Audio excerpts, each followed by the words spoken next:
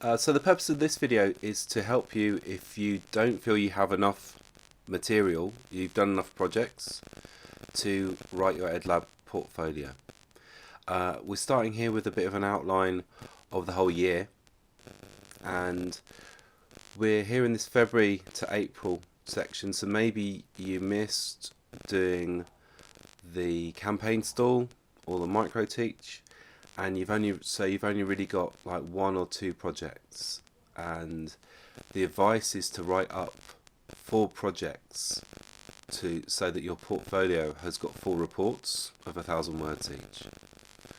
Now there's some flexibility there. If you feel like you've got 3 really good projects, you can write those 3 projects up as 3 reports and make that a total of 4,000. But you may feel like you'd prefer actually to do 4 reports, and so you're missing one if you've only done 3, or like I say, you may only have 1 or 2 so far. So what do you do in that kind of situation? Well, what we'd imagine doing is a choice of different activities to make that up. So if we look down at this February to April section, one of the things you could do is make your own EdLab project happen outside of class. Well, that's going to be tricky at the moment. Or deliver another micro teach session to the rest of your class. Again, tricky. But we've got other possibilities that are here where you're able to work by yourself or work remotely with other people to create sets of resources and session plans to imagine a set of learners, a chosen audience in other words, that you then create an educational experience for, and you can do the planning and you can do the resource creation without actually delivering it, and that's enough to give you the experience that you need in order to write that up as an EdLab project. It's the kind of like, what if you were going to do it, then this is the preparation and the creation of resources that you'd need to do in order to make that happen. So here are some different possible ideas. So you could, you're not going to be able to do the micro teach for a different audience, but you could create the resources and create a session plan, and that's enough to do it. I think it's really good if you create it. It's really good to be able to kind of do a maybe like an online version of like PowerPoint, or maybe even a bit of a presentation that could be like Adobe Spark or something like that, that you could reference in your EdLab report. But really it's the process of preparing for it and making the materials that give you, and this idea of having an imagined audience that give you the experience you need in order to write it up to a report.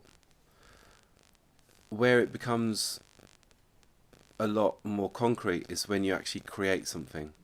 Maybe you create the resources needed to deliver a particular crafting activity to early years audience.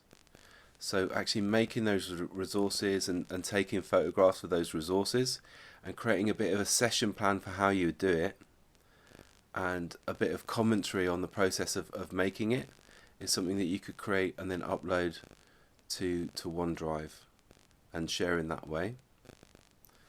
In terms of the kinds of resources that you could use, storytelling, game-based learning, things around craft materials, or kind of natural materials, or all things that have got a lot of relevance and things that we've covered a little bit in terms of the theory of it as well. And in terms of imagining your audience, here are some that we work with regularly that might help you to have in mind as you create those resources. Maybe you could create a toddler session for Hume Community Garden Centre. What about a half-term session at a youth club for a kind of teenage audience, or maybe at a library for a kind of primary school age audience? And then you could imagine using some university resources that would support it as well. What about doing some kind of stall for a community event? And in order to make your stall attractive and interactive, you could think of an activity that you would run as part of that stall and create resources for it. So this links a little bit to the campaign stall in terms of the challenge here is to make your message clear, but also to have an interactive activity that draws people in, that allows you to kind of like hook into a message that you want to deliver. And then you can also think about Divine Mercy, which is a local primary school and early years centre in Moss Side. Sean came and he shared his context with us, the fact that there are so many young people who have additional languages as a resource that they can draw on. And so you could think about maybe some activity that kind of uses this context of lots of kids with multilingual backgrounds and draws on that.